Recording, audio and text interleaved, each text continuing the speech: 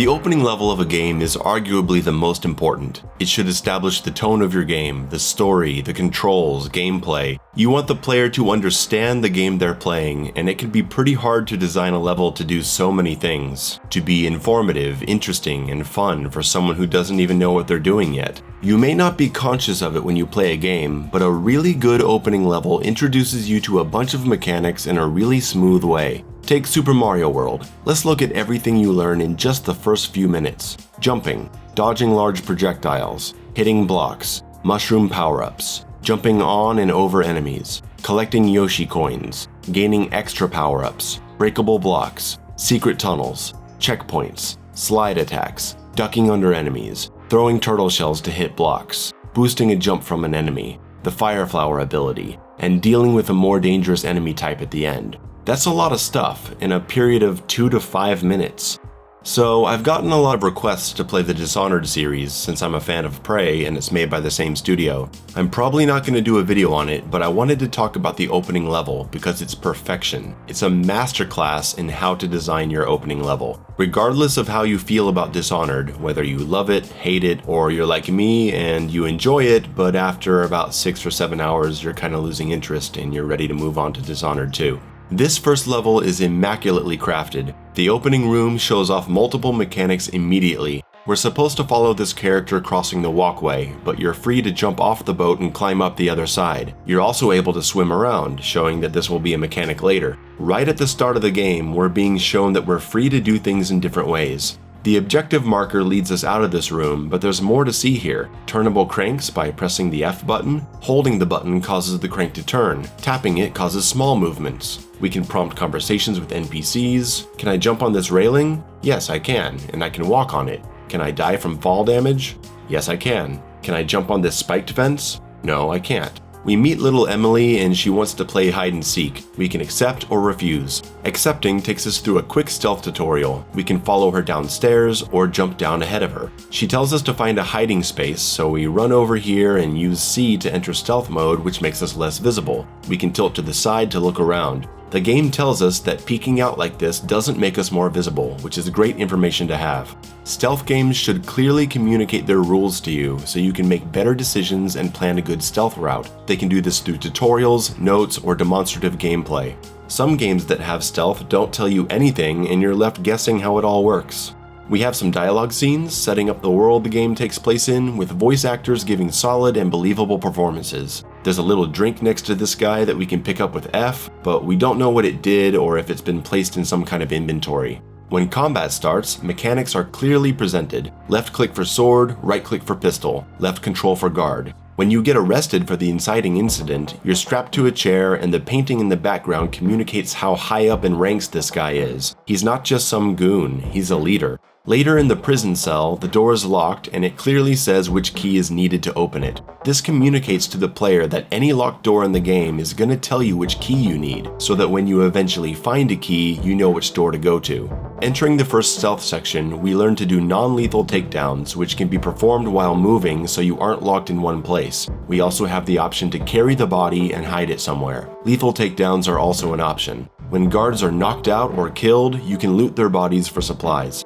In this first section, there's a wooden chair placed in the perfect spot to be really annoying when you're trying to sneak around crouched. So we break it, but the sound attracts a guard. Now we know that we have to be careful about making noise, but also that we can use sound to distract and lure enemies into traps. Elixirs are found to restore health, and they put an elixir next to food items to demonstrate that elixirs are to be used manually and food items heal instantly upon consumption. F is the button used for interaction, and that translates into the menu design. For example, in the game menu, you can click each option or you can press F, but you can also use the arrow keys to scroll up and down and then press enter. Stuff like that is so considerate of different kinds of players. I personally like to use the arrow keys and enter, but it's awesome that the F key continues to function that way in menus. Approaching a locked door gives the option to look through the keyhole, which you can imagine being useful for stealth. You'll find a key that opens the upper walkway door, but the same key also opens the door at the bottom, showing that areas can be accessed at multiple points of entry. You're collecting a lot of currency as you explore this place, which lets you know that you'll eventually be interacting with stores or merchants. Empty bottles can be picked up and thrown to distract guards, and can also be thrown at them to stun them during combat. You can drop a bottle without breaking it so you can come back to it, and you can open doors while holding a bottle. A lesser game would make you put the bottle down and then open the door, or pressing F to open the door would cause the bottle to fall. You can also pick up supplies while holding a bottle. It's little details like this that make a game feel good to play. You're told that you can open the journal to view main and side objectives, but you also see that you can disable objective markers if you want, so you won't get overwhelmed by following too many things at once. You quickly learn that you shouldn't just barge into rooms carelessly because enemies might be around corners. At an entrance to a new location, you're asked if you want to go now or stay in the current area. That way you don't have to go back through the loading screen if you weren't ready to exit this place. Again, little details. Dialogue between guards warns of the presence of booby traps, and you find a locked door with no obvious way to open it, but there are boxes to the right that you can climb to pass over. And just for a little more visual incentive, they put a food item at the top to spark your curiosity in case you didn't think to get up there. Now these rats we've been seeing are attacking guards, so we know they're going to be a threat. And the next room shows another pack of these rats, and you'll want to avoid them. You can either cross to the other side or swim past them underwater. Between this and the door with the climb over section, the game is introducing the concept of multiple paths and solutions to situations or puzzles. A corpse is blocking the crank, which forces you to carry him, and this is good because there's a chance that players have gotten through the combat sections without realizing they could carry someone, or just without experimenting with how it works. This little room is great. Something about it, it's so simple. It just shows you that you can cross the ledge this way, or you can go down and then up the ramp. Both lead to the same location. Just some really nice, subtle communication about alternate paths. A falling corpse draws your attention to the center of the room, and then you see a pack of rats sitting by the next crank. Since we've just seen rats kill people, and since we've just seen how carrying bodies works, we can put these two concepts together and carefully make our way across the elevated sections, pick up a corpse and throw it to the rats, and get to the crank safely to exit the room. Chains take us to higher areas and can be attached to by pressing F, or if you're sprinting, you can just jump to the chain and automatically grab on. They also put a bottle here to show you that you can't climb with an item in your hand.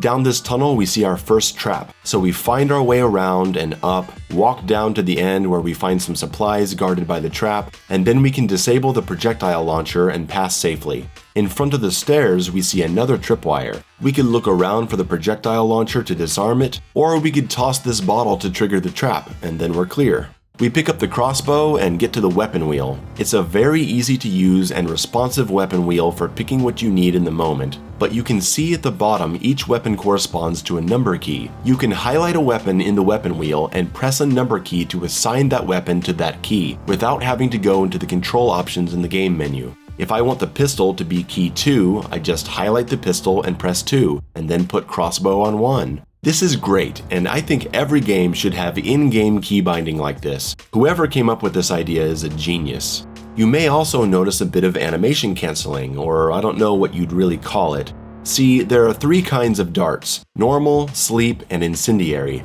If you have the crossbow equipped and then select another dart type, it takes a second to switch. But if you're coming from a different weapon like the pistol, you can just instantly pull up any type of dart you want. So if you have regular darts equipped, you can pull up the pistol and then another dart type, and you'll be switching to that dart type much faster than if you'd gone through the crossbow loading animation. That's some cool tech that's easy to discover if you're looking for it.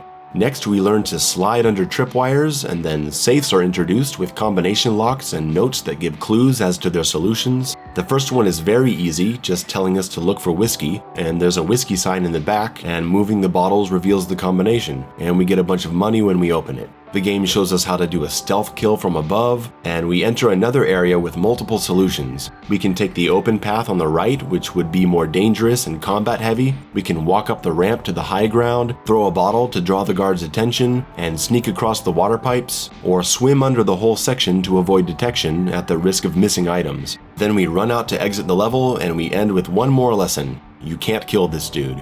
And that's the opening level of Dishonored. A massive amount of gameplay information is delivered to the player in natural and intuitive ways. By the time you reach the escape boat, you've learned so much about how the game works, and you're ready to take on the rest of the game confidently. There's still more to learn, but you have a good foundation at this point. Some other games would really struggle to teach a player this much in such a short time. They'd either need to drag it out over several levels, or they'd clumsily cram it all in at the beginning in a way that's confusing and easy to forget. I think a lot of games could learn from this level. Thank you for watching, and thanks for liking and subscribing. Maybe I'll do something on Dishonored 2 someday, who knows. Later.